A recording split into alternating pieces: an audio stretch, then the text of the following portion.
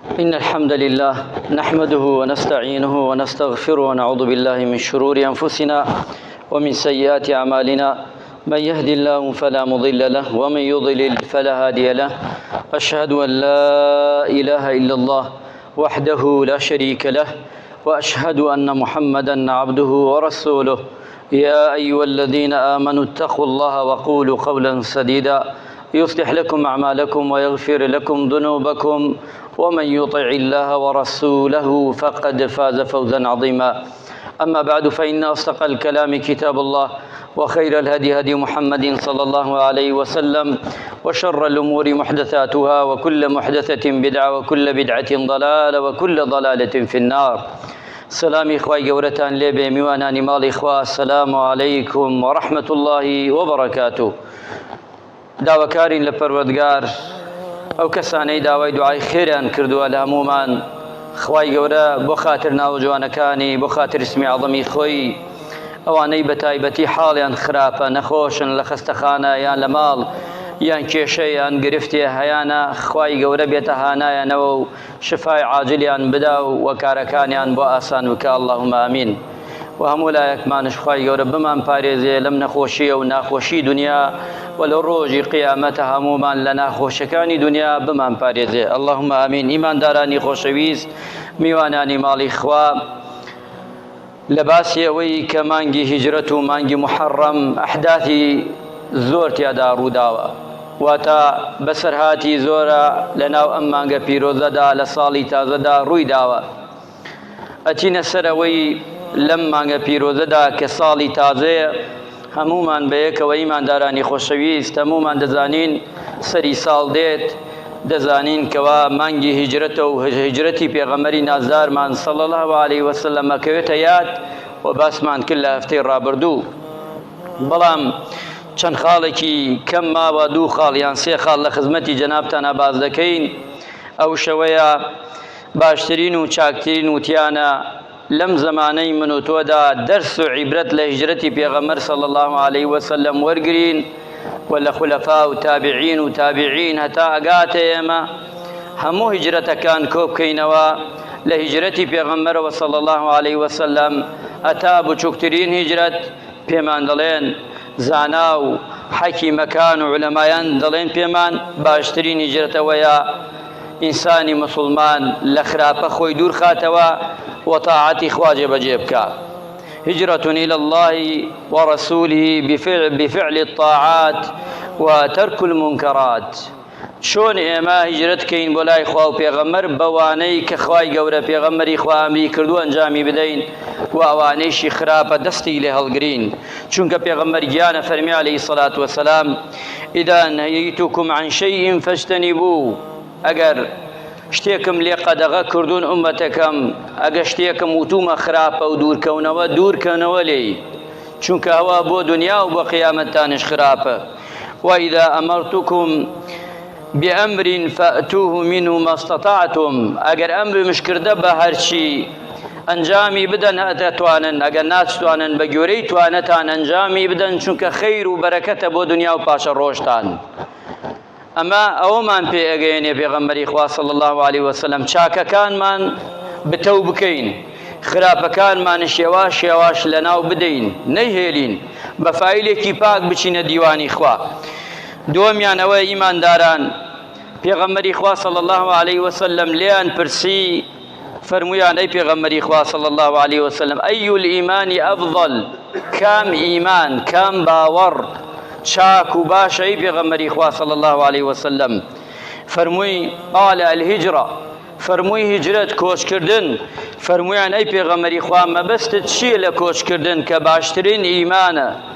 پێغەمبەری خوش فەرمووی عەلەیهی سەڵات وەسەلام، فەرمووی ئەوەیە ئەن تەهجەرە ئەسوء، واتە هیجرەت بکەی لە خراپە و خراپەکاری، ئەوە باشترین ئیمانە.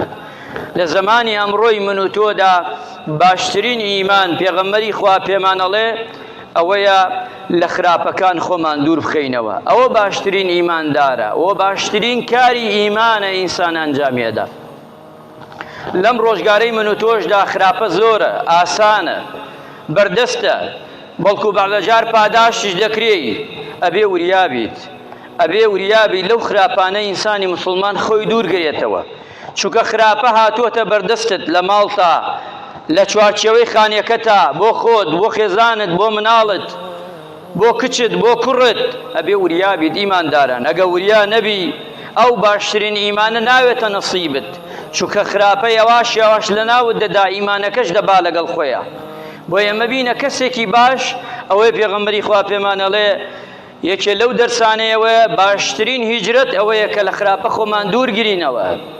ئیمانداران، مسلمانانی عەزیز، نابێ هەر ئێمە نوێژ و عیبادەت کەین، بەڵام لە هەمان کاتشا سەیرەکەی خراپە و خراپەکاری لە ئاکار و لە ڕەوشت و لە ئەخلاق و لە مامەڵە و لە ژیانی ڕۆژانەی خۆماندا بەردەوام بێ، ڕۆژ بە ڕۆژ زیاد بکا کەم نەکا. ئەو کاتە ئیمانداری ڕاستەقینە نین، وەک پێغەمبەری خوا فەرمی عەلەیهی سەڵات وەسەلام.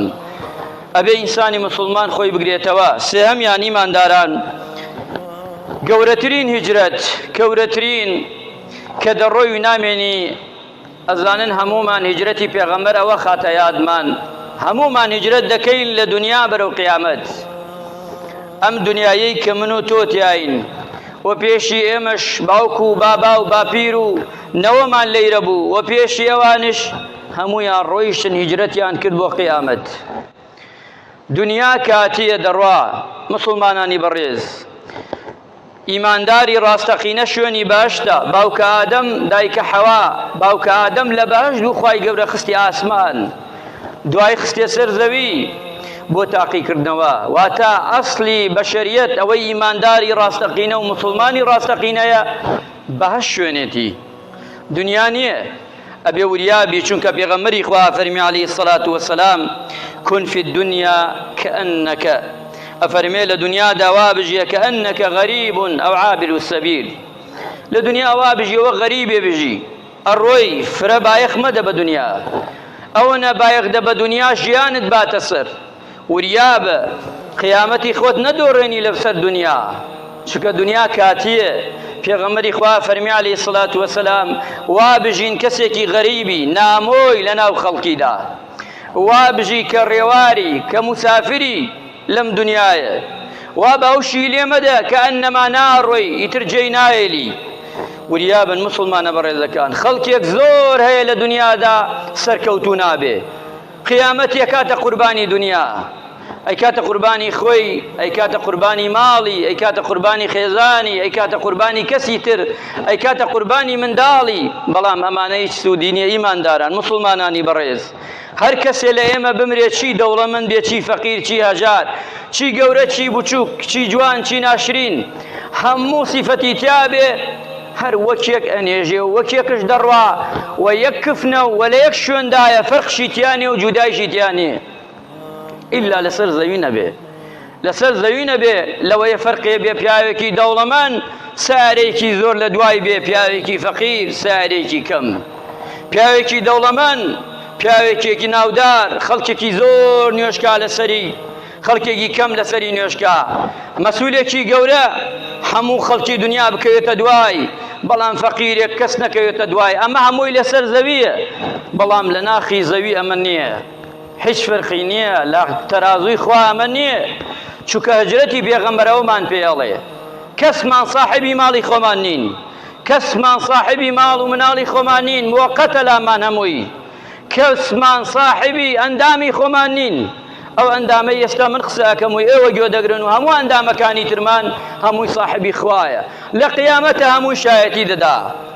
ئەتەوێت جەستەت ئیسراحەتکە، ئەو جەستەیە لە قیامەت ئیسراحەتت پێ ئەکا ئەگەر بێت و چاکە بێ، شایەتیت لەسەرەدا. هەرچی کۆ بکەیتەوە ئەم دوو دەستە لە قیامەتە شایەتیت بۆ ئەدا. ئیمانداران، ئەبێ هیجرەتی پێغەمبەر ئاگابین. ئەوەمان پێڵێ دنیا هەتایە نییە، هەمومان دەڕۆین، ڕۆژ بە ڕۆژ خۆشەویستی ئەنەین، بە دەستی خۆمان نوێژی لەسەر دەکەین، بە دەستی خۆمان دەیشۆین، بە دەستی خۆمان دەبین بۆ قەبرستان، و دوای باسکی دەکەین و ماوەیەکی ترش لە فکرمان نامێنێ، لە یادمان نامێنێ. ئەو کاتە ئینسانی ئیماندار بزانێ ڕۆژێ لە ڕۆژان تۆ شوای، من شوام، هەمومان واین، نوێژمان لەسەر دەکرێ و پاشانیش دەبرین بۆ قەبرستان و دوایش خەڵک ئەگەڕێتەوە کەس و کارەکەت مودەیەکە ئاگای لێتە، دوایەوەش تۆش لە یاد دەکەن وەک ئەوانی تر. ئەبێ ئینسانی مسلمان بزانێ دنیا نەکاتە ئەوەی کەوا قیامەتی لەدەست بچێ. ئیمانداران بۆیە من زۆر بایەخە دەما ئەم فەقەرە. خەڵک لە نوێژا باشە، لە ڕۆژوگرتن باشە، بەڵام لە ئاکار لە معاملە خەڵکمان زۆری نەمان خراپی، نەک خەڵک با بڵێن هەمومان، چونکە ئەوانە چاکەکانمان ێواشەوەش ئەسڕێتەوە. پێغەمبەر گیانە فەرمی عەلەیهی سەڵات وەسەلام لە دیوانی خوادا پیاوێک هەڵدەسێنن و ئەڵێن بیژمێرن هەرچی فەرمانی خوایە بزان چی جێبەجێ کردووە. تەماشاکەن هەمووی تەواوە. حەقی خوا چی لایەن بەندەیە؟ تەماشاکەن حەقی خوا هەموو داوە. خوای گیانە فەرمێ بیبنەوە تەماشای ئەو لای کەندیمی ئەو لای لەگەڵ خەڵکیدا حەق و مافی خەڵکی چۆنە. تەماشاکەن حەقی خەڵکی زۆر لایە. خوای گیانە فەرمێ جەلە جەلالو هەرچی حەقی خەڵکیە لێی سێنن بەندەکەم، لێی سێنن وای لێدی ئەم بەندەیە هەرچی حەقی خوا شایداتە حەقی خەڵکەکان. حەڵقی بەندە وای لێدێ بە سفر مایە دەمێنێتەوە. ئەو کاتەڵێن خوای گیان چاکەی خەڵکی هەر لەسەر ماوە جارێ، بەڵام هەرچی چاکەی تۆش بوو تاعەتی تۆش بوو کردی ئێمە دامانە خەڵک هەر بەشی نەکرد. خوای گیانە فەرمێ دەی خراپەکان بکەنە سەری، سەرشانی قورسکەن لای چەپی. ئەو کاتە ئەچیتە بەر قەپان و دیوانی خوا محاسەبەت دەکەن، لای چەپت قورسترە تا لای ڕاست. ئیمانداران زۆر بایەخ دەین، هەزارانمان هەیە سەرە ناتەوە بە قەرز، هەزارانمان هەیە سەرە ناتەوە بە ئاکاری تر. پێغەمبەر گیانە فەرمی عەلەیهی سەڵات وەسەلام ئەوەنە قەرز بکە لە دنیادا بتوانی بیدەیتەوە. قەرزت کرد لێت خۆش نەبوو، ئەوە وریا بە باش نابینی ئەگەر باشتی بیت.